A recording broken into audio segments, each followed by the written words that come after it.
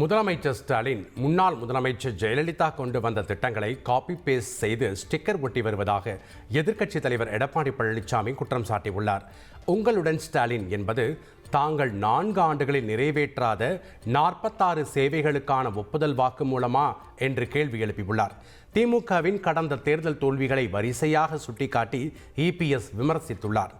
இத்தனை தோல்விகளை சந்தித்த ஸ்டாலின் தன் மீது விமர்சனம் வைப்பது நகைச்சுவையாக இருப்பதாகவும் அவர் தனது எக்ஸ் பதிவில் குறிப்பிட்டுள்ளார்.